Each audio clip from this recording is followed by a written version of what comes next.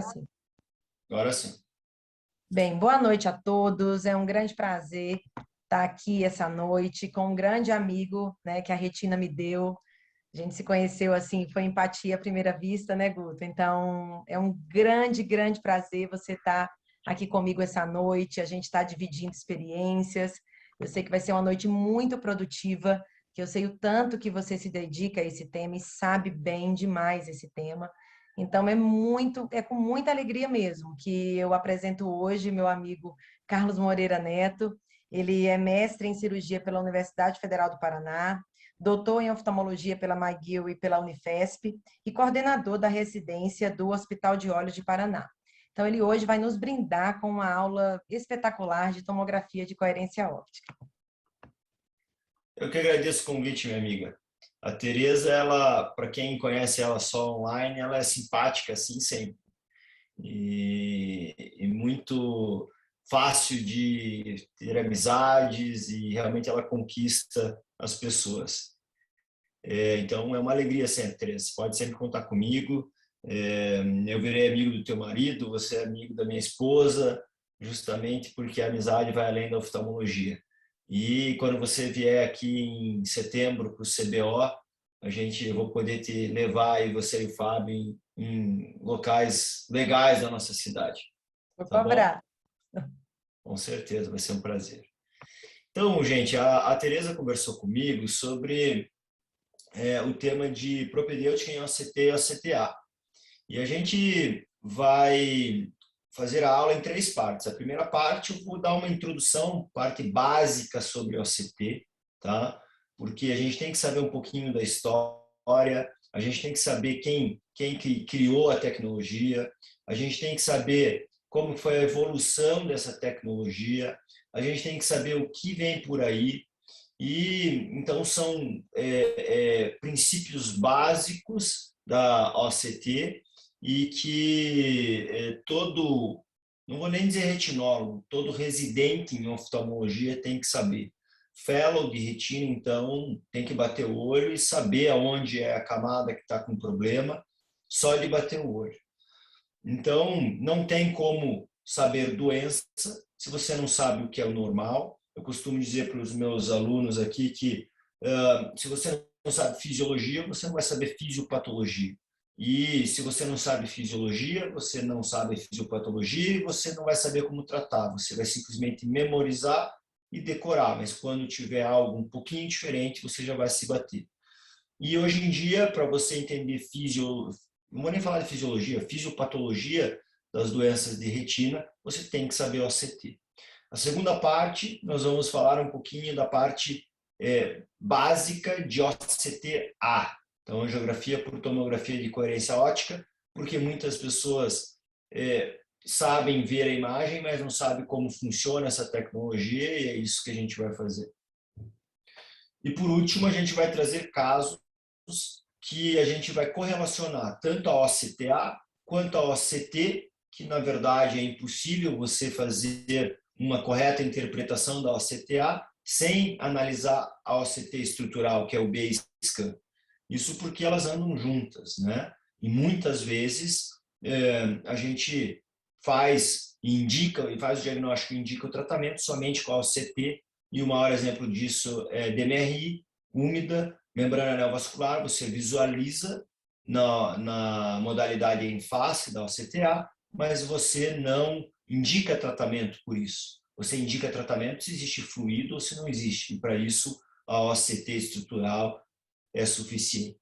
E se der tempo, a gente fala um pouquinho de artefatos, que é um tema um pouquinho mais aprofundado e que, quem sabe, mereça uma outra aula sobre isso, porque eu acho que a gente está aqui para discutir. Então, Tereza, eu me coloco à disposição para quem quiser interromper, abre o microfone, interrompe e pergunte. Isso aqui é um bate-papo. Não é simplesmente, eu não vou apertar o play e sair cuspindo palavra para que vocês simplesmente ouçam e depois da manhã já esqueçam. Não, perguntem. Essa é a ideia. Então, falando um pouquinho de OCT, essa é a imagem que todos nós conhecemos. Tá? A gente consegue definir bem as camadas da retina, quem sabe histologia sabe que essa imagem representa bem, e que a gente tem as camadas nucleares representadas por camadas hiporreflectivas, e as camadas onde tem sinapse, as camadas plexiformes, a gente tem sinal hiperrefletivo. A fibra nervosa, a camada de fibras nervosas é a mais hiperrefletiva, e as camadas externas também, a gente vai nomeá-las no decorrer dessa parte introdutória. Tá? É importante que vocês saibam que quando a gente faz uma análise, é sempre do vítreo para a coroide. Sempre. Então, os meus residentes que passam comigo na sexta-feira e dão laudo comigo no meu consultório, sabem que eu sempre peço para eles escreverem, e é sempre do vítreo para a coroide. Tá? E por que a OCT é um exame tão interessante? Primeiro, porque é um exame não invasivo e a gente cada vez menos quer injetar contraste nos pacientes. Se você passa uma semana nos Estados Unidos, você vai ver que eles praticamente não injetam contraste. Claro que isso é muito cultural. Se você acha que aqui a gente injeta muito, nos Estados Unidos se injeta pouco, você vai na Itália, né? A Itália é um SUSão, né? É só SUS que tem praticamente. E tem 5 máquinas de angiofluoresceinografia e endocianina na mesma sala, todo mundo injetando ao mesmo tempo. Você olha para o lado, tem alguém com um balde, outro com a perna levantada, tudo uma bagunça, bem italiano. Então, isso varia muito de país para país. Mas a gente tende mais a seguir esse caminho dos americanos, e por isso que a gente tende a injetar menos e fazer mais OCT, e por isso que, por ser um exame não invasivo, é um exame extremamente útil. Além disso, é um exame que fornece muitas informações sobre a mácula, porque fornece imagens em alta definição, em microescala e em corte transversal em tempo real. Isso é OCT. Tem em face OCT, que daí não é uma imagem transversal, e tem a OCTA, que tem a modalidade transversal, que é o B-scan, e também tem a modalidade em face, a gente vai falar disso mais para frente. Tá? Além disso, você tem a possibilidade de medir as alterações, né? Seja para a parte científica e publicação de artigos, medir lesão vitriforme, é um artigo que a gente está para publicar agora, seja para medir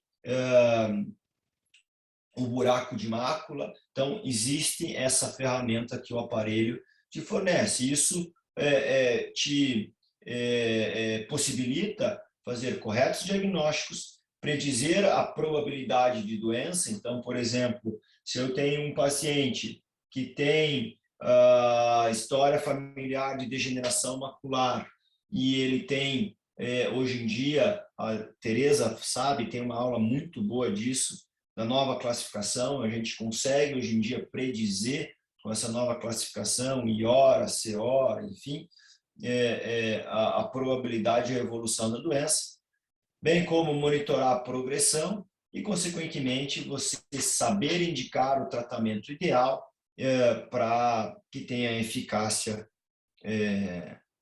esperada, né? E quem inventou esse aparelho foram esses dois. O da esquerda, que está com óculos, é o James Fujimoto. Ele não é médico, ele é engenheiro do MIT, e eu tive a possibilidade de ficar com ele uma vez por semana, e é um cara extremamente acessível. Apesar de ser um gênio, né, é um cara extremamente acessível, sempre querendo. Ele fazia a gente escanear ele toda semana com os aparelhos. Ele ia depois da clínica, né? Depois dos pacientes, a gente ficava à noite escaneando e discutindo. Ele é um cara extremamente acessível. E é engenheiro e trabalha no MIT. E o outro é o David Huang. O David Huang é oftalmologista, especialista em glaucoma, e eles dois que desenvolveram. E essa é a primeira imagem, a imagem que foi publicada em 91 na revista Science, uma imagem que naquela época era transformadora. Claro que a gente olha hoje e é uma qualidade muito inferior, mas é uma imagem transformadora. Então, esse foi o primeiro OCT em 91. Desde então, eles desenvolveram outros aparelhos, OCT de ultra resolução, OCT de domínio espectral, né, que é o Spectral Domain, que é o mais utilizado. OCT em face, porque existia necessidade da gente visualizar de forma tomográfica, da mesma forma que a gente avalia o fundo do olho, ou seja, visualizando as arcadas, visualizando o polo posterior como um todo, e você podendo, como se fosse um livro, virando folhetos por folhetos, camadas por camadas, e isso que a OCT em face te proporciona. E, somando-se tudo isso, surgiu a OCT Angiography, que é um exame não invasivo também, que te possibilita visualizar a circulação da região central da retina. E, deixando um pouquinho a OCTA para uma fase mais posterior da nossa aula, é importante que quem esteja assistindo saiba determinar as camadas da retina pela OCT. E isso não foi feito de uma forma qualquer. Então, grandes nomes da OCT mundial se reuniram e formaram esse consenso da OCT, de nomenclatura da OCT, e definiram de acordo com a histopatologia. Então, eu costumo dizer, e repito o que eu já falei no início da aula, se é hiperrefletivo é onde tem sinapse. Se você sabe que é onde tem sinapse, é plexiforme. Tá? Então, a gente tem aqui a plexiforme externa, a gente tem aqui a plexiforme interna, e se é hiporrefletivo é onde tem núcleo. Então, você tem a nuclear externa, nuclear interna e células ganglionares. Fibra nervosa aqui também acaba tendo sinapse, não nessa região, a gente sabe que é no corpo geniculado lateral, mas também é bem hiperrefletivo e, obviamente, que é mais espesso. Só de olhar a gente sabe que isso aqui é um olho direito, porque no feixe papilomacular a camada de fibras nervosas é mais espessa e temporal ao centro da mácula a gente sabe que é mais fino.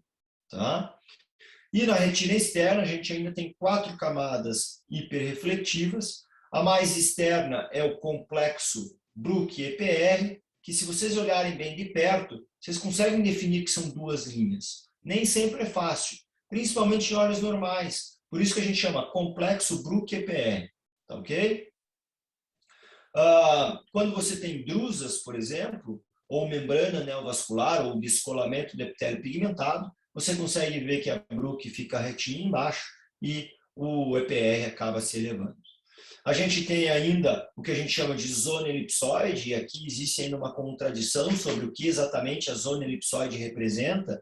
Se você pega a maior conhecedora em histologia da retina, que se chama Christine Curcio, ela não é oftalmologista, não é médica, ela é histologista, e é do Alabama, e ela trabalha muito com o Janus e com o Baby Freund, que são grandes nomes da retina mundial, e ela fala que representa mitocôndria, tá? A parte do fotorreceptor onde tem mitocôndria. Eu não acho que seja bem isso. Na minha opinião, é a junção dos segmentos externos e internos fotorreceptores. Isso porque a gente fez um trabalho e achou e discordou dela um pouquinho.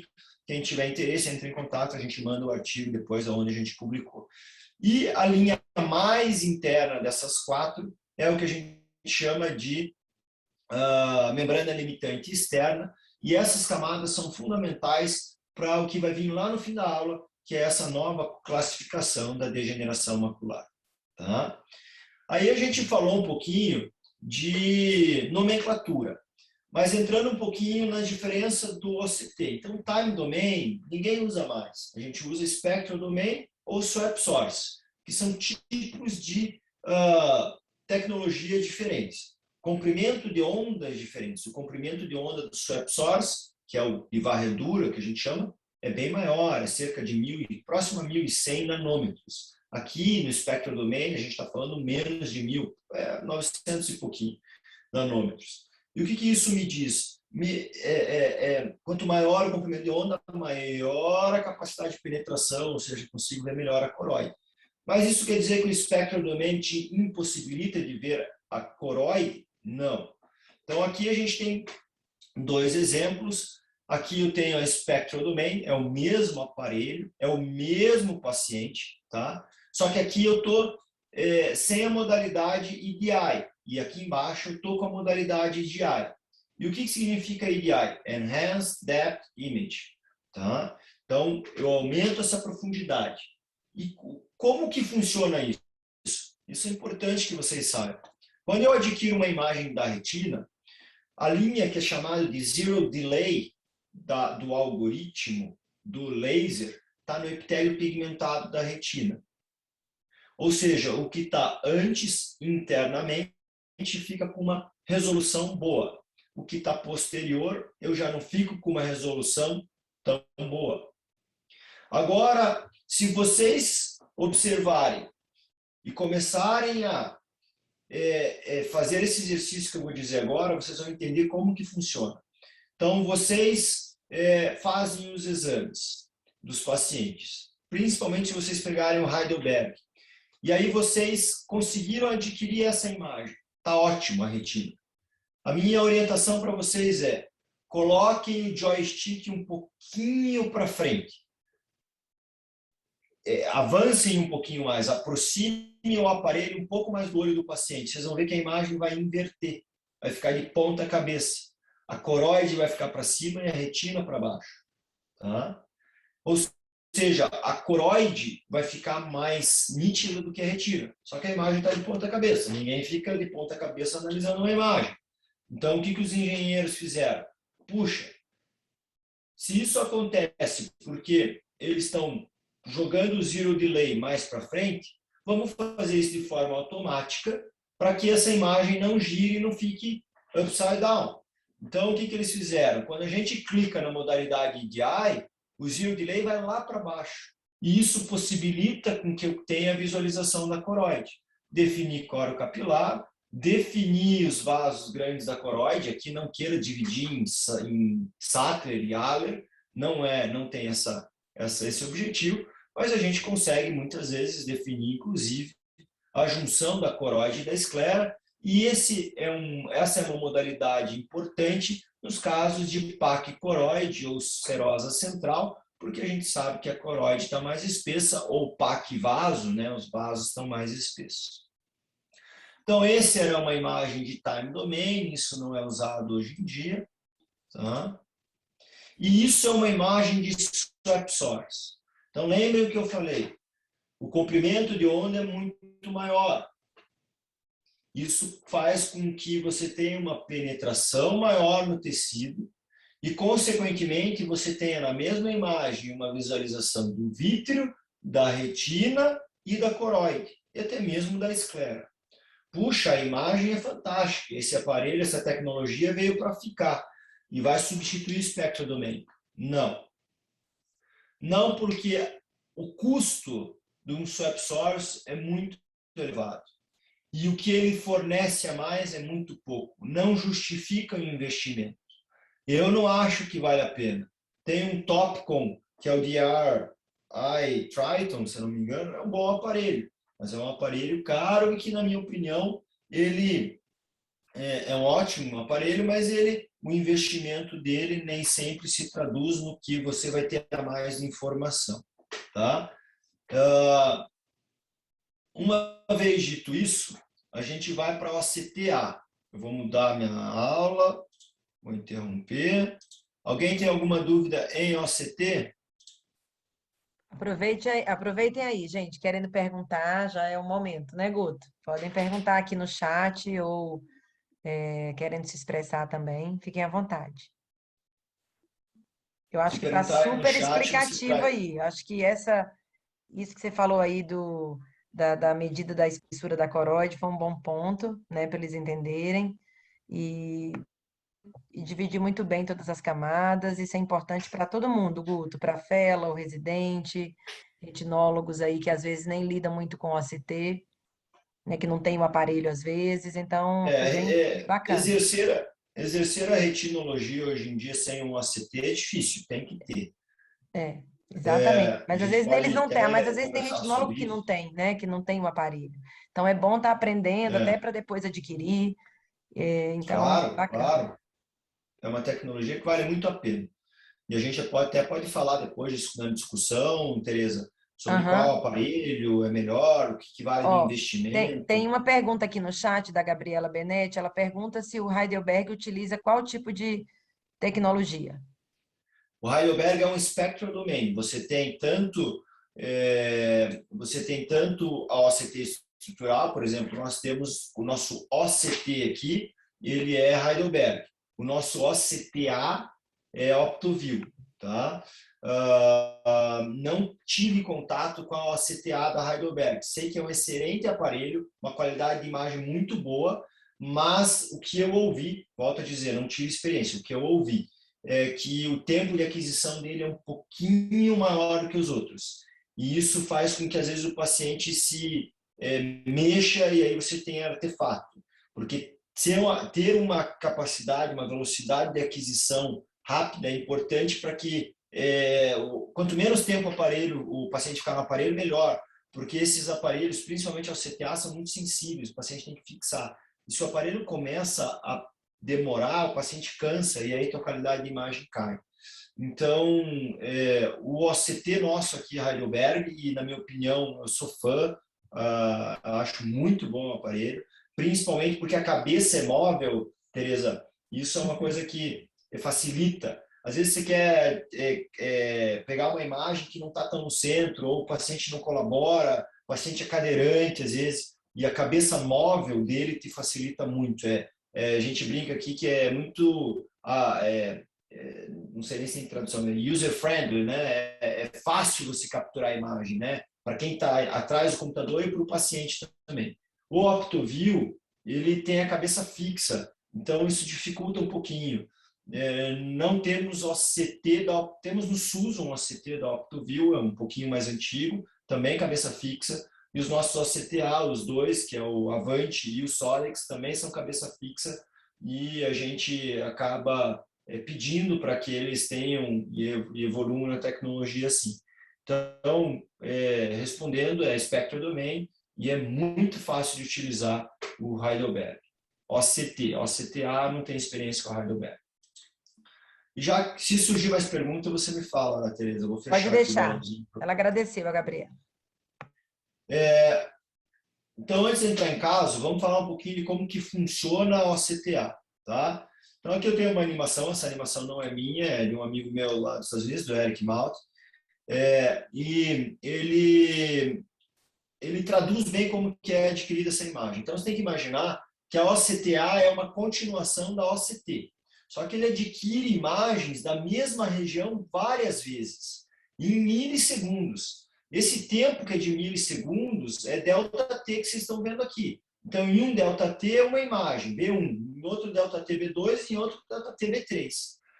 E aí, quando você tem três imagens subsequentes da mesma região, você tem scans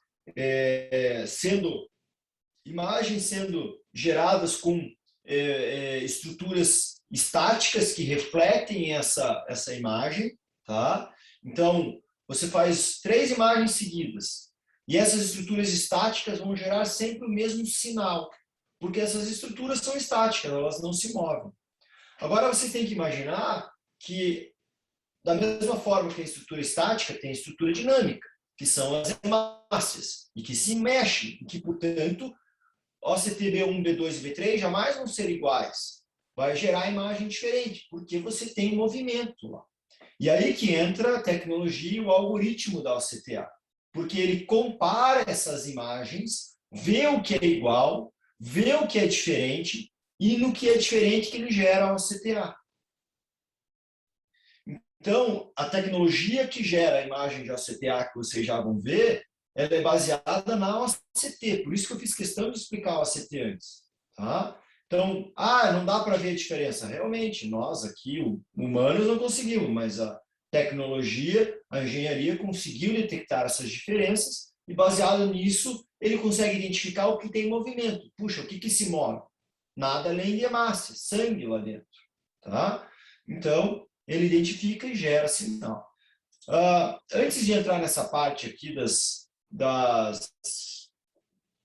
slabs, das segmentações, é importante que vocês saibam que existe um limite superior e um limite inferior. Então, nem tudo que vocês estão vendo preto aqui é sinônimo de avascular. O algoritmo, a tecnologia é capaz de identificar o que está acima do limite mínimo e abaixo do limite máximo. Se por acaso o fluxo de sangue, o movimento, tem uma velocidade menor que o limite mínimo ou maior que o limite máximo, vai ficar preto. Por isso que tem que ter estudo e experiência na interpretação de uma imagem de OCTA. E é importante que vocês e, consequentemente, um erro diagnóstico e de conduta. Tá? Uma vez dito isso, a gente sabe que a OCTA ela é dividida, a tecnologia divide em 4 segmentações: a segmentação superficial, que a gente tem aqui, a segmentação profunda, a outer retina, que é avascular, e que quando tem membrana neovascular a gente consegue identificar, e lá embaixo a córeo-capilar. Tá? Eu consigo ainda, isso aqui é um slide um pouquinho antigo, eu tenho a possibilidade de fazer 3 por 3, 6 por 6. Hoje em dia eu tenho a possibilidade de fazer 9 por 9, 12 por 12, e até com montagens de 4 de 9, 2 em cima e 2 embaixo, fica 18 por 18. Tá? Então, avançou muito e a gente consegue medir zona vascular da fóvea, medir densidade vascular, a gente vai falar um pouquinho para frente, e entre outras situações. Tá? Aqui eu consigo, eu estou medindo toda a vascularização, toda a espessura da retina, ou seja, estou tanto com a segmentação superficial quanto com a segmentação profunda.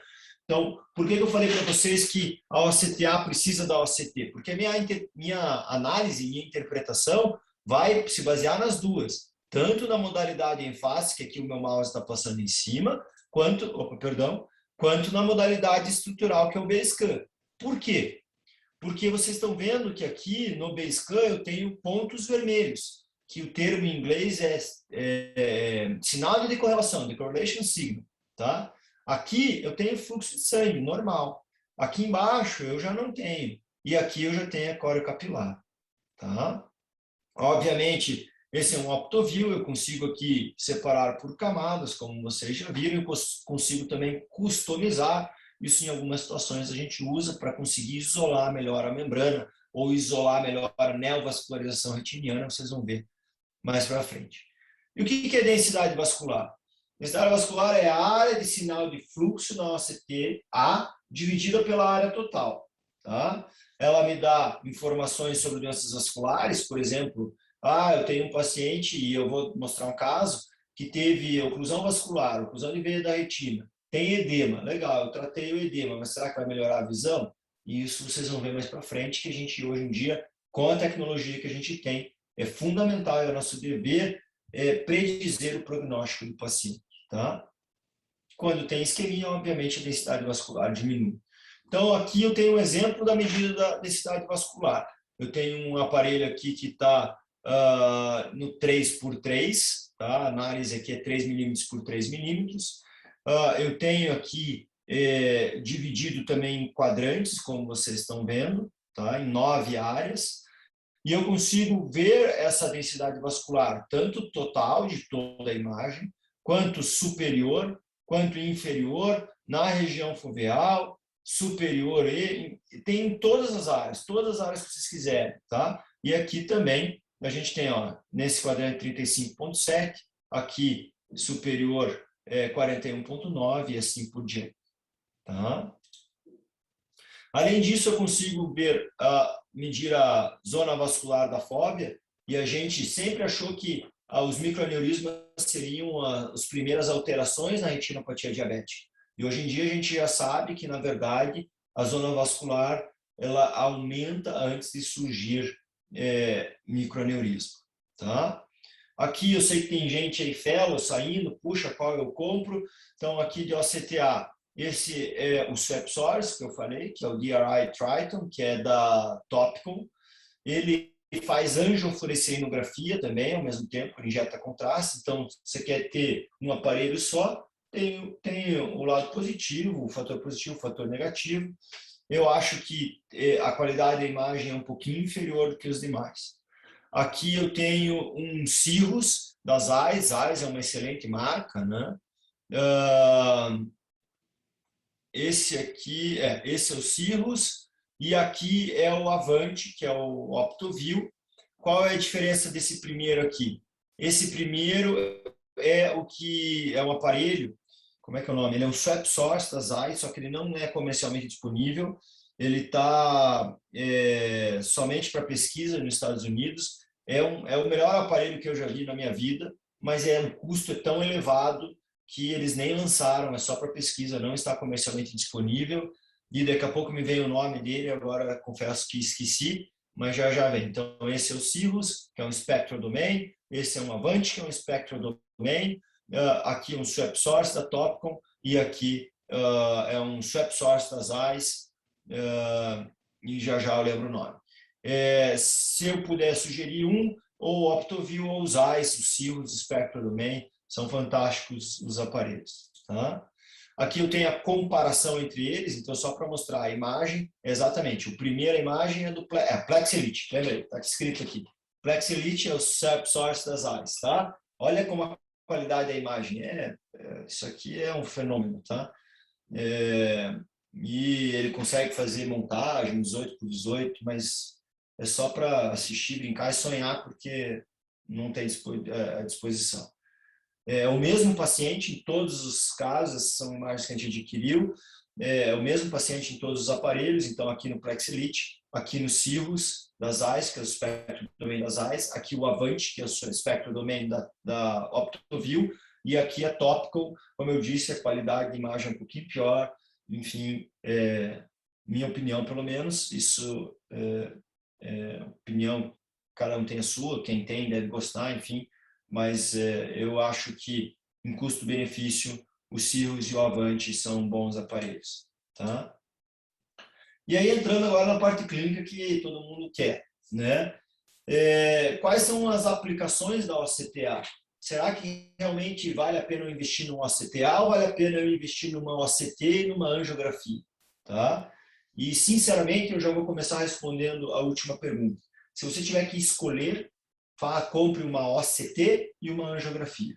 A OCTA ela é muito bonita, ela resolve alguns casos, realmente ali ela em alguns casos impacta na decisão e no diagnóstico, mas são poucos os casos, a gente vai ver isso no decorrer da aula. Então, já respondendo, antecipando, se tiver que escolher, se não tiver como ter uma OCTA, porque é uma tecnologia cara, a gente sabe disso, compre um OCT bom e uma angiografia boa, tá bom? Então, começando sobre as aplicações da OCTA, não preciso nem dizer, retinopatia diabética, a gente já falou de isquemia, a gente sabe que isquemia está envolvida na fisiopatologia da retinopatia diabética e, portanto, é fundamental. Mas será que é só isso? Comparando a OCTA com a angiografia fluorescênica, qual é o pró e contra de cada uma delas? Então, vamos lá. Começando, a angiografia é um exame invasivo. A CTA não é um exame invasivo. Puxa, mas então vou fazer só a CTA. Negativo. Por quê? A gente estima que a OCTA detecte 50% menos os microaneurismas do que a angiografia. Puxa, mas como isso? Quem prestou atenção no começo da aula já matou a charada. Os microaneurismas têm baixo fluxo de sangue. E muitos deles têm baixo fluxo, menor do que o limite inferior do que o algoritmo é capaz de detectar. Portanto, fica como preto. Mas não quer dizer que seja vascular, é porque tem baixa velocidade. Tá? Então, a angiografia contrastada ela é capaz de detectar mais microaneurisma do que a OCTA. Puxa, mas então vou fazer só a angiografia? Aí vem o pró da OCTA. Estudos já histopatológicos antigos mostram que a retinopatia diabética começa no plexo profundo. Na angiografia contrastada, você não consegue separar os plexos. Você não consegue ter segmentação superficial e profunda. Na OCTA, você consegue. Você tem essa segmentação. E, portanto, você pega uma retinopatia diabética inicial, plexo superficial normal, plexo profundo, você vai conseguir identificar os microaneurismas. Então, tudo tem prós e contras, mas estamos longe de abolir a angiografia, e por isso que eu orientei, inclusive, OCT e angiografia ao invés de OCTA, se não tiver condições. Aqui é uma imagem típica de microaneurisma, né? Veja como você consegue ver em detalhe, tanto no plexo superficial, tanto no plexo profundo quanto no plexo superficial, né? E aqui entra só, a gente comprovou em um estudo que realmente os microaneurismas têm menor fluxo de sangue, velocidade de fluxo. Essa é uma tecnologia também criada lá pelo grupo do James Fujimoto e do Eric Malk. E isso é o que vai vir pela frente. Daqui a pouco os aparelhos vão vir com essa tecnologia, que chama VISTA, que é o significado para Variable Interscan Time Analysis. O que é isso? Ele mede de forma relativa a velocidade de fluxo de sangue. Então, ele gera um mapa de cores, cores quentes, alto fluxo, cores frias, baixo fluxo, e a gente viu aqui, ó, microaneurisma tem bem mais baixo fluxo do que o vaso em si. Tá? Também esse foi um artigo que a gente publicou mostrando que em pacientes diabéticos sem retinopatia diabética tem um aumento da zona vascular se comparado com pacientes sem diabetes, né? Então, é uma alteração inicial. E aí aqui começa a entrar, puxa, será que para detectar neovaso de retina eu preciso de angiografia? Se for no polo posterior, não. Por quê? Porque a gente sabe que a neovascularização da retina está em direção ao vítreo. Todo mundo sabe aqui, novamente, fisiopatologia. O vítreo tem um papel importante na fisiopatologia da retinopatia diabética. E a neovascularização está em direção ao vítreo. Então, aqui, eu fui lá no botãozinho e customizei a minha segmentação. Eu isolei a neovascularização da retina, que está no vítreo. Por isso que vocês não estão vendo a retina aqui atrás, por isso que está preto. Então, vamos imaginar, você tem aqui na região central o B-scan, que é esse aqui, ó, a flechinha na horizontal. Se eu olho aqui, tem edema, tem uma membrana epiretiniana, mas eu não vejo neovaso. Agora, no corte vertical, eu estou passando bem sobre a neovascularização. Olha a neovascularização aqui. Tá? Isso é neovascularização. É que aqui eu desliguei o sinal de decorrelação. Mas se eu ligasse, a gente ia ver que está cheio de bolinha vermelha aqui. Tá? Então, eu isolei, eu coloquei aqui a minha segmentação, o limite superior nessa região e no limite inferior nessa região. Por isso que está preto do lado, porque é cavidade vítrea, mas aqui eu estou com a neovascularização. Deu para entender? E isso já me mostra que é neovaso, não preciso submeter o paciente a um exame invasivo como a angiografia. Ah, mas e a IRMA? A IRMA, o próprio nome já diz, intraretinal, é dentro da retina. Ah, é o pré-estágio do neovaso. Concordo, é o pré-estágio do neovaso, mas não é neovaso. E a OCT e a OCTA mostram isso. Olha aqui uma IRMA, tá? E aqui eu tenho o sinal de decorrelação e eu vejo que é exatamente sobre o local. Isso aqui não é neovaso, porque não está no vítreo, está na retina, é intraretinal. Parece neovaso? Parece. Se a gente faz um fundo de olho, se a gente faz uma retinografia colorida, e eu consigo identificar? Consigo. Vou ficar na dúvida se é neovaso. Ou eu injeto contraste e não vai ter vazamento, e é IRMA, caracterizando retinopatia diabética não proliferativa grave, ou eu faço uma OCTA, pegando no local, passando no local, vejo aqui, parece neovaso, mas não é neovaso, porque o B-scan é fundamental. Vejam que a minha análise nunca é da modalidade em face isolado, é em face e OCT estrutural. Tá?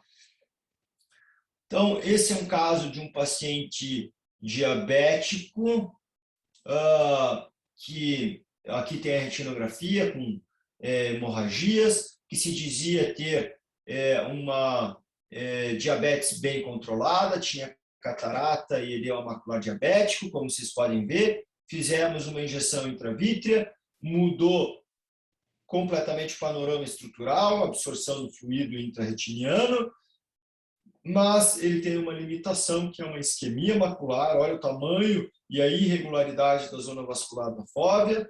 Olha a isquemia que ele tem em plexo profundo, plexo superficial também, mas profundo tem muito, né? E isso limita o prognóstico dele. Então, novamente, a gente usando tudo que o aparelho te fornece. Eu sempre digo aqui também, não adianta você ter um iPhone de 256 gigas se você vai usar 10. Se você não vai usar tudo que o aparelho te fornece, não compre. Vai gastar dinheiro à toa. Tá? E será que a gente tem uma correlação entre a isquemia macular e a isquemia periférica? E isso foi um estudo italiano, eles mostraram que sim, que existe é o mesmo mecanismo patogênico e que, na verdade, a isquemia macular, de certa forma, pode predizer a isquemia periférica. Né? Essa é uma retinografia de grande angular e, volto a dizer, a angiografia ainda é fundamental, tá? Sou fã desse exame, mas a OCTA está evoluindo. Então, hoje em dia, a gente tem esse é um Plex Elite, uma montagem 18 por 18, carece de evolução ainda no algoritmo, isso porque o olho é uma elipse, é um globo, e não é plano. Então, quando a gente pega uma imagem de algo que é redondo e aplana, acaba gerando artefato. Não acredito que isso aqui tudo seja isquemia, se vocês me perguntarem. Alguma parte pode ser, mas muito é artefato por aplanar a imagem de algo que não é plano. Tá? Agora, entrando em degeneração macular relacionada à idade do tipo seco. Puxa, eu vou estar falando aqui para quem mais sabe disso e deu uma aula brilhante no CBO no ano passado, que é a Tereza. Vou tentar falar um pouquinho. Tereza, se você quiser me corrigir ou complementar, por favor. A gente tem, então, em 2018, esse consenso e que, hoje em dia, os meus fellows, eu, quando estou dando laudo e eles me acompanham, eu já pergunto e eles têm que saber classificar exatamente. Os residentes ainda estão no início, têm que saber que existe, mas os meus fellows têm que saber como classificar isso e eles sabem disso. Então, basicamente, se classificou, se diferenciou em o que a gente chama ORA, Outer Retinal Atrophy, ou RORA, RPE and Outer Retinal Atrophy. Tá? Uma vez que você dividiu isso, o EPR está com atrofia, era ORA. Se o EPR não está com atrofia, só retina externa, é ORA, Outer Retinal Atrophy, ou RPE and Outer Retinal Atrophy. RORA. Uma vez que vocês saibam disso, cada uma dessas ainda é dividido em complete ou incomplete. E vocês vão entender isso agora. Se eu tenho uma atrofia do EPR, era hora, todo mundo sabe que era hora, mas essa atrofia é menor do que 200 micra, tem que ser uma lesão de 200 micra, não é somar várias de 50 para somar 200, não. Uma lesão maior do que 200 micra é complete. É o que vocês estão vendo aqui. O EPR aqui já era. Tá? Então, eu tenho uma hipertransmissão do sinal, que é esse branco que vocês estão vendo aqui. Tem mais de 200 micra, complete, RPE and Outer Retinal Atrophy. Ser hora. Se eu pego o EPR e tem atrofia, e realmente eu tenho atrofia aqui, pequenininha, ó, do EPR. Tá? Você tem hipertransmissão do sinal aqui. Se eu tenho isso, mas é menor que 200 micra, é incomplete hora. Se eu tenho o EPR íntegro, mas a minha retina externa, e a retina externa aqui se define por limitante externa e zona elipsóide. Tá? Se eu tenho uma atrofia maior que 200 micra, tá? Aqui eles colocam como maior que 200 micra, isso aqui, é complete outer retinal atrophy. E se é menor que de 200 micra, é incomplete. Tá? Então, desculpe, 200 não, gente, falei errado, 250 micra, tá? 250 micra. Então, essa é a definição de ser hora, hipertransmissão de sinal, que vocês estão vendo aqui, por uma atrofia DPR maior que 250 micra. Se você tem aqui evidência de degeneração de fotorreceptor, e é óbvio que tem, e uma ausência aqui de um EPR enrolado, enfim, né? Ou de ruptura de EPR, né? Que acontece pós-injeção em membrana vascular. Tá? Esse foi um outro estudo que a gente publicou no Retina e que a gente pegou casos de pacientes que evoluíram com atrofia e fizemos uma análise retrospectiva para ver nesses pacientes que trataram de DMRI neovascular, se lá atrás existia algo que pudesse predizer atrofia. Então, repetindo, pegamos casos de pacientes que tinham DMRI úmida e trataram, vimos quais evoluíram para atrofia e fomos ver o que esses pacientes tinham lá atrás, quando eram virgens de tratamento. Então, se o paciente tinha o que a gente chama de nascent GA, que é essa... Eu gosto de explicar assim, perde-se a retina externa e, consequentemente, as camadas que estão acima caem. Então, você está vendo aqui, ó. Tá? Se você tem cistos intrarretinianos no baseline, isso também aumenta a chance de ter atrofia depois, tá? Ou se você tem colapso do descolamento, né? Você tem descolamentos epiteliopigmentários que se juntam, né?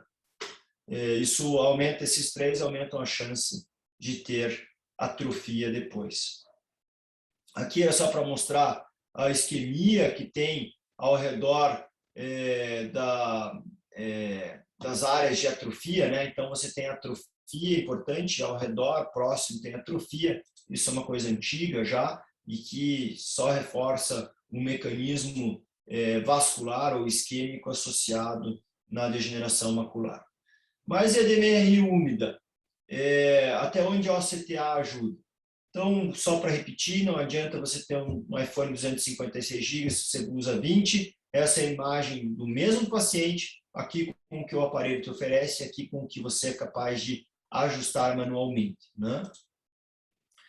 Tentou-se criar aqui uma classificação de acordo com a apresentação e morfologia da membrana neovascular e, baseado nisso, classificar em ativa ou inativa. Isso não foi para frente, eu não vou nem insistir aqui para vocês, tá? Porque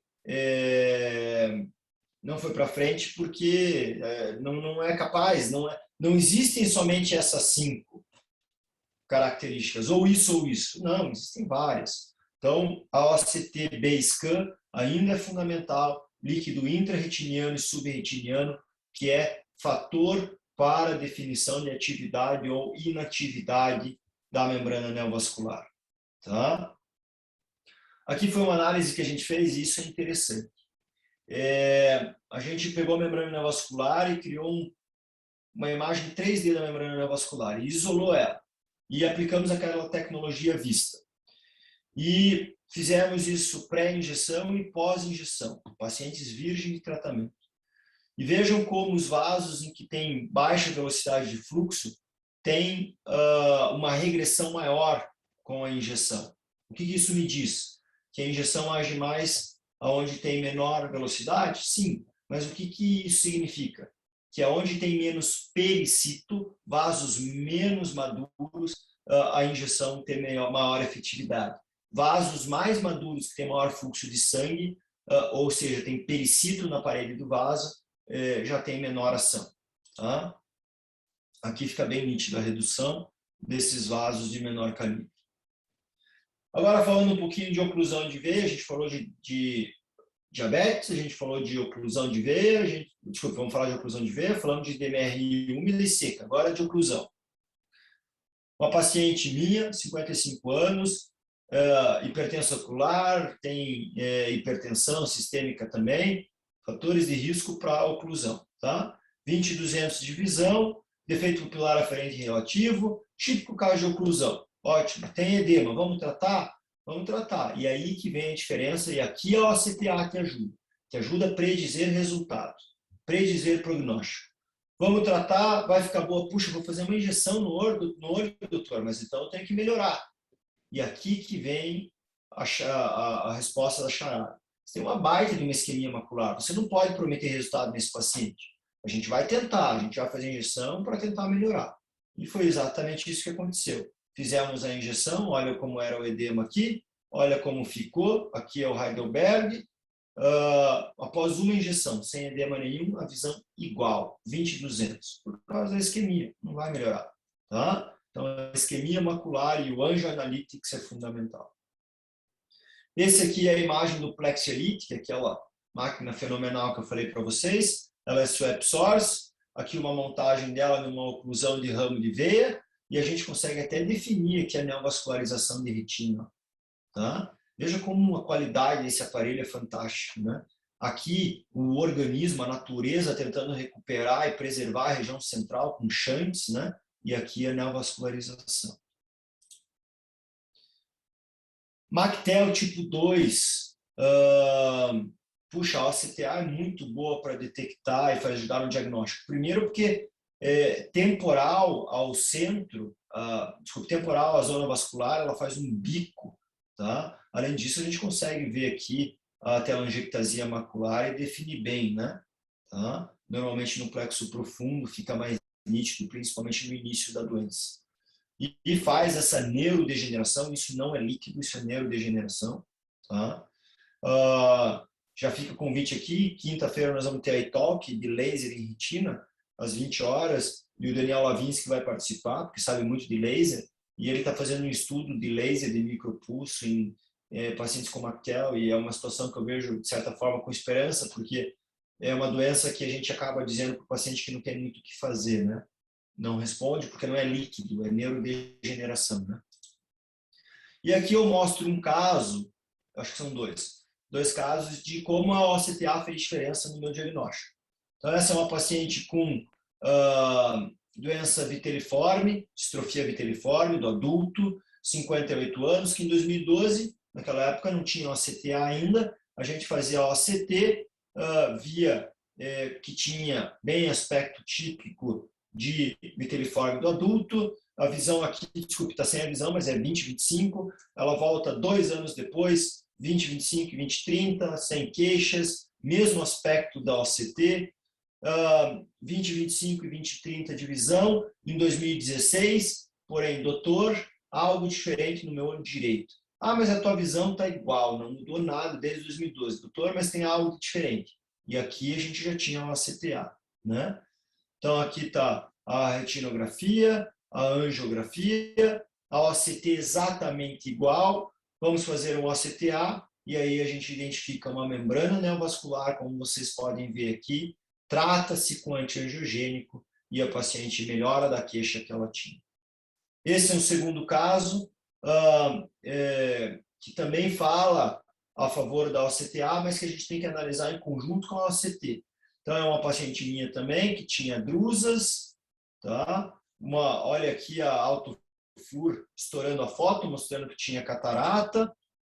Aqui está a OCT antes da facoemulsificação, no olho direito que nós fizemos. Aqui está a OCT com drusas, no olho esquerdo também aqui drusas, talvez aqui um material hiperrefletivo subretiniano. Faz a OCTA, 45 dias depois, doutor, minha visão piorou muito, cirurgia redonda. E está lá a atividade da membrana neovascular. Por que eu trouxe isso? Porque nem sempre você identifica a membrana na OCTA. Para fixar a informação que eu falei, se a membrana tem velocidade muito baixa, você não vai conseguir identificar. Tá? Então, a gente não conseguiu identificar a membrana aqui, mas o B-scan é fundamental. Tem membrana, ainda mais com um caso desse bem documentado e de evolução, tem a membrana e tem fluido subretiniano, bem típico de DMRI. Essa paciente tratou depois e ficou bem. Em resumo, a OCTA ela ainda está em estágios iniciais de desenvolvimento, ela tem indicação em muitas doenças, várias delas com indicação e resposta, resultado, inclusive superior aos exames, superior ou igual aos exames que já estão bem reconhecidos no meio da retina. Tá? É importante dizer que nenhuma das imagens da angiografia, principalmente, não é substituída pela OCTA, né? E que aqui fica a mensagem principal. Muitos dos tratamentos que nós temos hoje em dia são baseados em tecnologia que foram desenvolvidas na década de 70, 80 e 90. Então, eu não tenho dúvida que daqui 10, 15, 20 anos, os tratamentos que vão vir vão ser baseados no que a gente está discutindo aqui hoje nessa aula. Tereza, eu acho que é isso. deu 1 hora aí, um pouquinho menos, para a gente discutir aí artefato. Eu acho que a gente marca um outro dia, se você quiser. Primeiramente, eu gostaria de te agradecer essa belíssima aula, né, Guto? Tão bem explicada, elucidada, com tantas imagens lindas e ricas, e com tanto conhecimento, né? E passado de uma maneira leve, é, com bastante bagagem. Então, assim, eu queria apenas te agradecer imensamente. E alguém teria alguma pergunta para a gente passar aí para as discussões? Aqui está todo mundo elogiando. Isso é bom, né, Guto? É bom quando a gente dá uma aula e vê que atingiu aquele objetivo, né? De ver que as pessoas entenderam e que gostaram muito. Isso a gente fica bem satisfeito.